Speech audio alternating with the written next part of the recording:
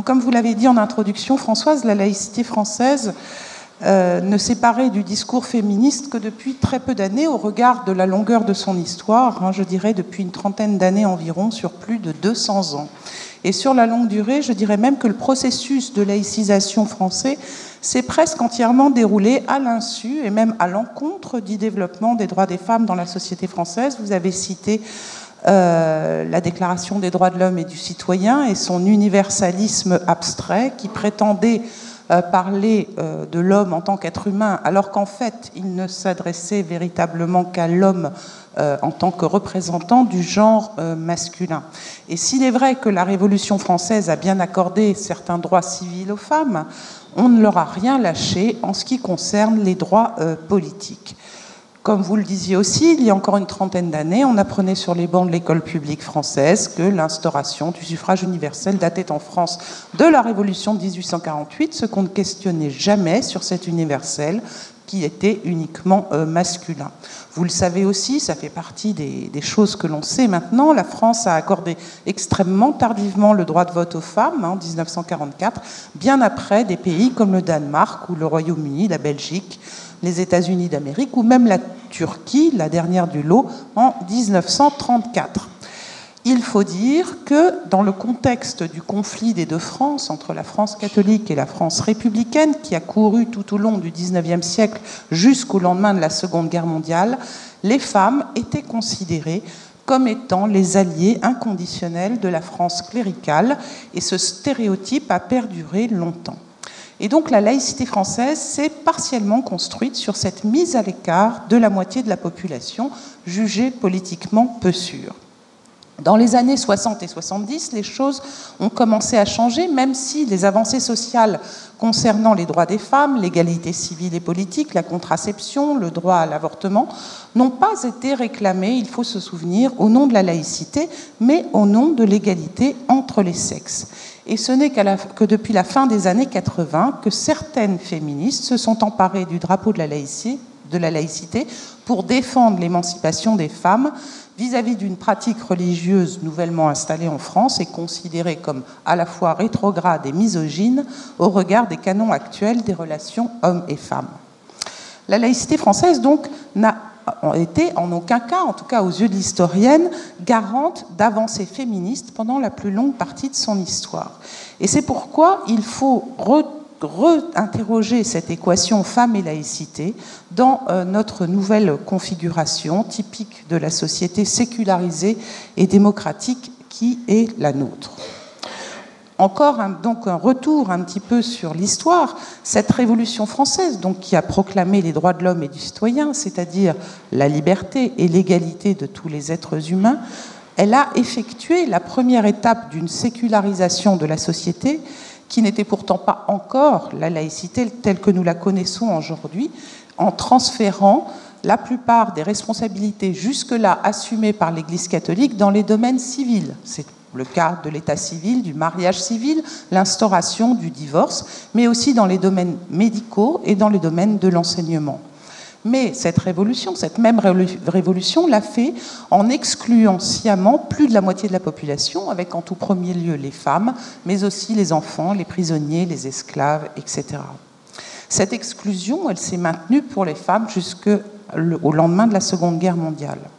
L'un des arguments, je vous l'ai dit, était la crainte, partagée par tous les républicains de l'époque, la crainte de cette influence politique nécessairement néfaste, c'est-à-dire à leurs yeux anti-républicaine, de l'Église catholique sur les femmes.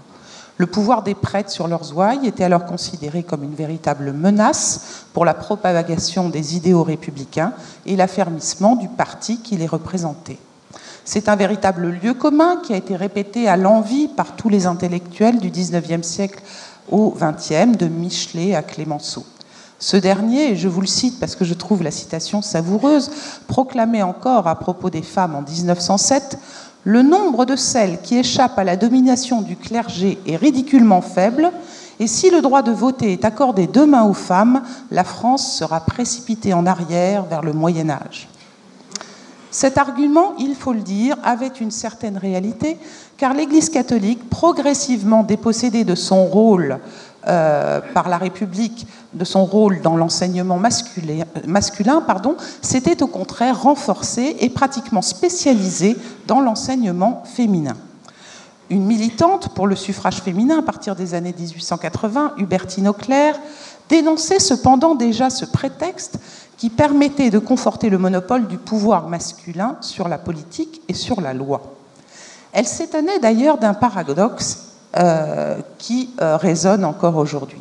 Si le fait d'écarter les femmes du suffrage était destiné, dans l'esprit des hommes politiques, à contrer le pouvoir du cléricalisme, pourquoi, se demandait-elle, avait-on laissé le suffrage aux hommes d'Église ? Un petit nombre de femmes se sont donc ainsi engagées en faveur de ce droit de suffrage et de la laïcité, mais elles étaient encore très minoritaires. Cependant, dans d'autres pays, en particulier les pays anglo-saxons à la Belle Époque, les revendications sur le vote des femmes avançaient beaucoup plus sûrement. Certains républicains apportèrent leur soutien, comme Jean Jaurès ou Ferdinand Buisson, mais la majorité des militants de la laïcité, la plupart du temps des radicaux socialistes, y étaient farouchement opposés. Et il faut bien se rappeler que c'est une majorité radicale qui, à plusieurs reprises dans les années 1920-1930, a fait barrage au Sénat, malgré les votes favorables au suffrage des femmes de la Chambre des députés. Le dernier d'entre eux avait pourtant été quasi unanime en juillet 1936 pendant le Front populaire. Paradoxalement, du côté catholique et protestant, plusieurs voix se sont élevées pour soutenir le suffrage féminin dans l'entre-deux-guerres. Cette collusion a évidemment conforté la crainte des anticléricaux. Mais la question du droit ou des droits des femmes est une idée qui chemine, s'affirme à la fin du XIXe siècle, puis traverse tout le XXe. Elle est évidemment toujours d'actualité. Bien souvent, elle a été portée par des femmes et des hommes attachés à l'idée de laïcité.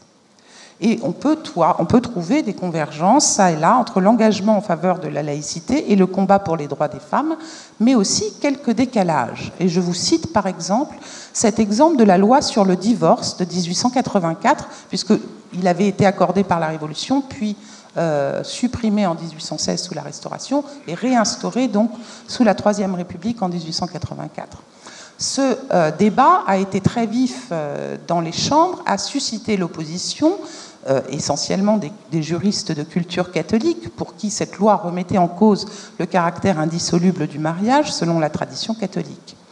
La loi fut en revanche soutenue par des parlementaires de culture protestante ou israélite, dont le porteur de la loi, Alfred Naquet, mais aussi par des francs-maçons, des libres penseurs, pour qui le mariage n'avait pas ce caractère sacré et pouvait donc être rompu en cas de désaccord majeur entre les époux. On retrouve la même attitude chez les féministes républicaines qui insistent dans ce débat sur la liberté des femmes. Celles-ci seront d'ailleurs majoritaires dans les demandes de divorce une fois la loi entrée en application. Certes, le divorce continue, après la loi, de susciter la réprobation dans une grande partie de la société, et pas seulement chez les catholiques pratiquants, mais on peut considérer que cette loi a représenté un facteur parmi d'autres du processus d'émancipation des femmes. Elle commence, elle au pluriel, à accéder, à l'orée du XXe siècle, au statut d'individu libre de sa personne, qui n'est plus seulement femme d'eux ou fille d'eux. Parmi celles qui insistent sur cette indispensable liberté des femmes, il y a la journaliste Séverine, mais il y a aussi Marguerite Durand. Avec la question du libre accès à la contraception puis à l'avortement, on retrouve là aussi des convergences entre partisans de la laïcité et des droits de la femme, mais la référence devient moins explicite. Quand démarre en France, au milieu des années 50, le débat sur la question du contrôle des naissances, celles et ceux qui fondent en 1956 le mouvement La maternité heureuse, devenu en 1960 le mouvement français pour le planning familial, appartiennent pour la plupart à la mouvance laïque, avec là encore une présence protestante non négligeable. C'est le cas de la sociologue Évelyne Sullereau, ainsi que des militantes du mouvement protestant Jeunes Femmes, actives par exemple dans le lancement du planning familial en région. Le thème de la liberté de choix des couples et des femmes, le refus de se voir imposer par une morale religieuse une conduite qui a trait au plus intime, ne sont pas ici explicitement liés à la question de la laïcité. Mais les frontières habituelles se brouillent.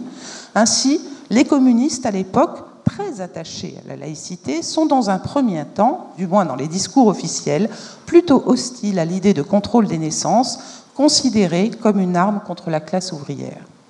A contrario, des catholiques, malgré le refus de Rome, se montrent ouverts à l'idée de modifier la législation, comme le député gaulliste Lucien Neuwirth, qui défendit en 1967 la loi légalisant la contraception en France. Lors des mobilisations pour la légalisation de l'avortement au début des années 70, on a vu aussi, de nouveau, s'affirmer des points de vue hostiles du côté de l'Église catholique, cible de la critique très virulente des féministes. Parmi celles et ceux qui soutiennent ce droit des femmes à disposer d'elles-mêmes, on retrouve beaucoup de femmes connues pour leur position en faveur de la laïcité. Mais ce terme, comme d'ailleurs celui de citoyenneté, est très peu employé encore à l'époque.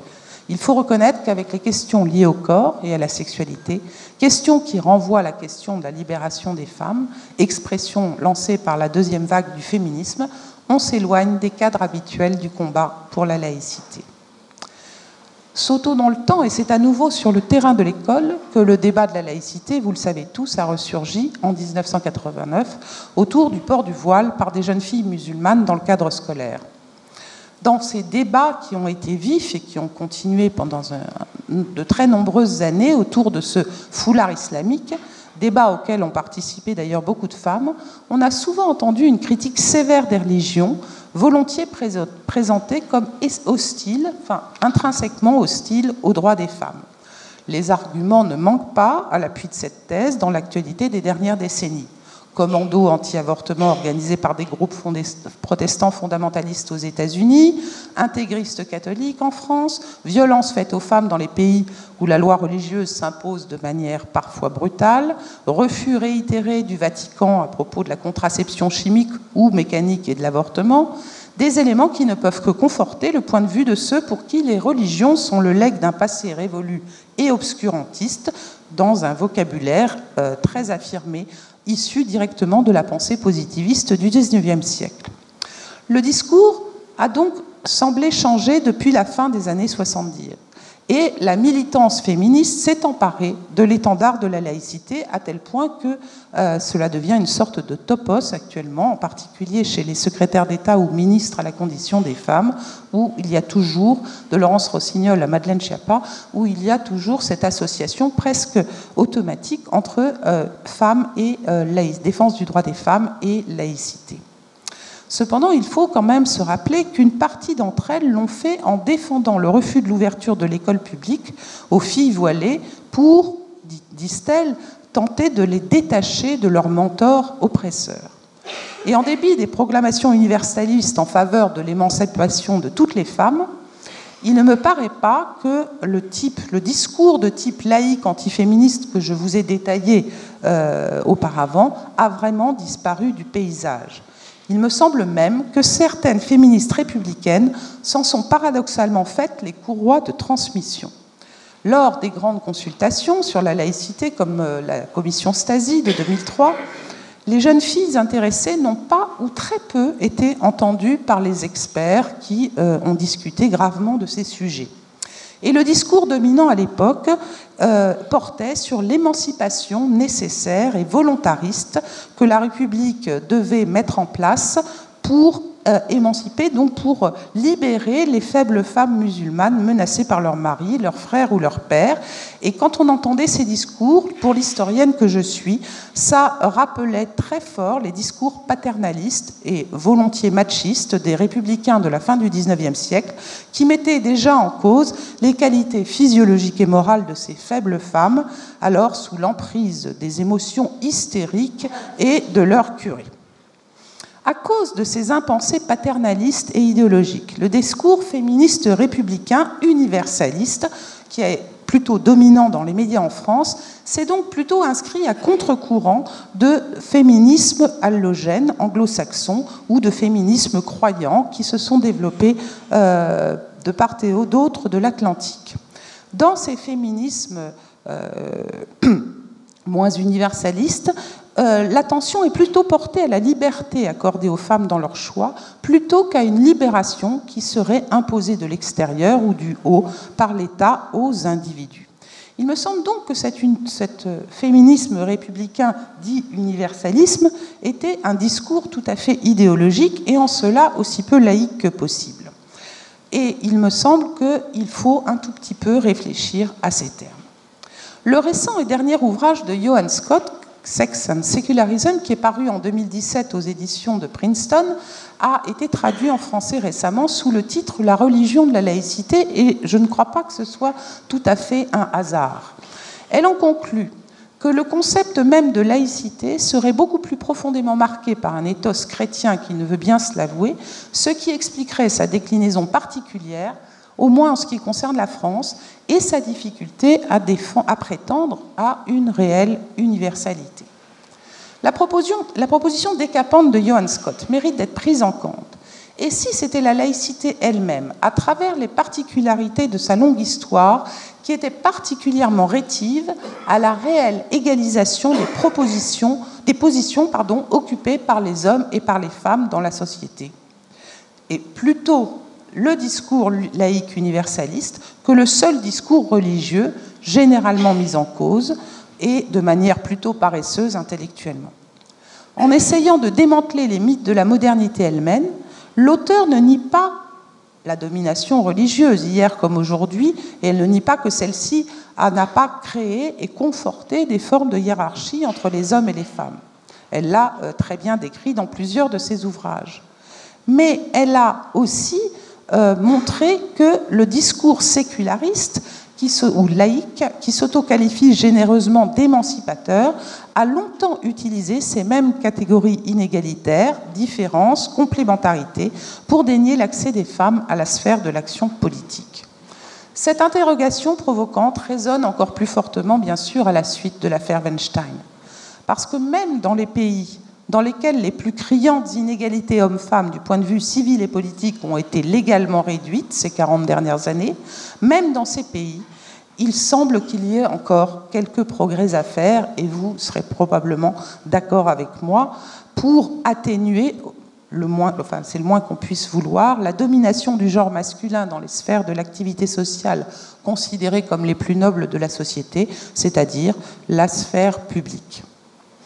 Il devrait donc pouvoir, ce débat, contribuer à remettre enfin en cause un ethnocentrisme autosatisfait partagé par de nombreux militants, mâles, blancs et féministes républicanistes confondus de la laïcité française.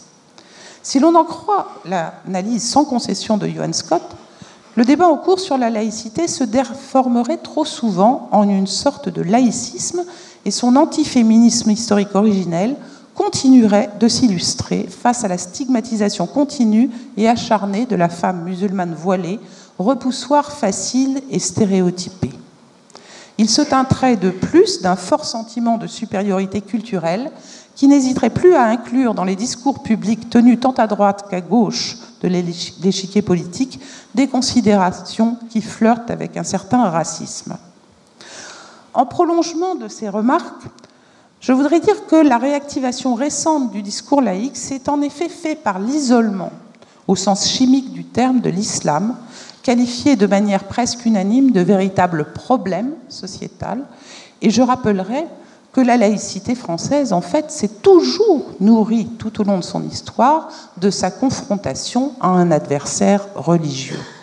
Cet adversaire religieux étant disqualifié comme intrinsèquement rétif à la modernité, le cléricalisme catholique hier, l'islam aujourd'hui.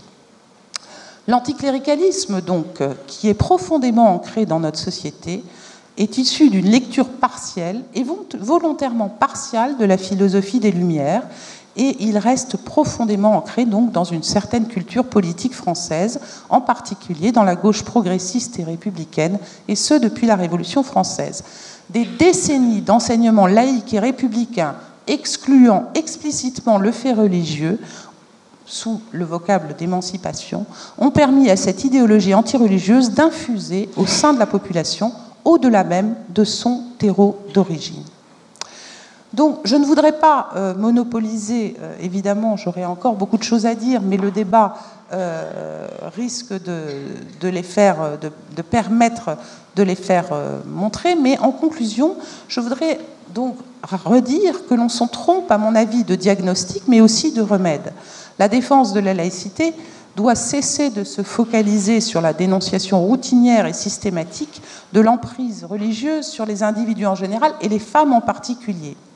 Cette rhétorique partagée, je crois l'avoir montré, réactive des conceptions d'arrière-garde sans aucun effort de réflexivité et se déshonore de surcroît par ses présupposés racistes. Ce combat mené au nom de l'émancipation laïque des femmes se révèle sans aucune efficacité et alimente, voire justifie quotidiennement des discriminations à la fois sexistes et religieuses. Les militants de la laïcité et du féminisme, pour tenir à cette universalité, devraient, ce me semble, s'attaquer à deux chantiers autrement plus importants. La lutte contre tous les fondamentalismes, sans exception, mais qu'ils soient d'origine religieuse ou même laïque, car ils sont tous foncièrement antilibéraux et oppresseurs de l'individu. Autre chantier, prendre réellement en considération la parole féminine en la détachant complètement de ses conditions d'énonciation.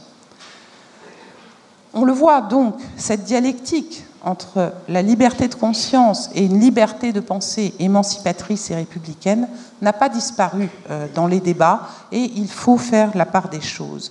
Les femmes en sont devenues l'objet et la cible. La figure stéréotypée de la femme musulmane voilée comme prototype de la victime a été popularisée par le grand débat politico-médiatique pour être ensuite instrumentalisée par les féministes républicaines. Mais les actrices musulmanes mises en cause ne se sont pas généralement reconnues dans ce discours et ont commencé à réagir, elles aussi, en se réclamant d'ailleurs de manière très intéressante de la laïcité de l'État comme garante de leur liberté de conscience, de conviction et d'expression. Donc, il y a des changements dans les mouvements en cours, mais je pense qu'on ne donne pas assez de place à ces mouvements féministes non tenus par la classe blanche éduquée, et je pense que cela fait un lien peut-être avec le propos de ma collègue sur la table. Je vous remercie.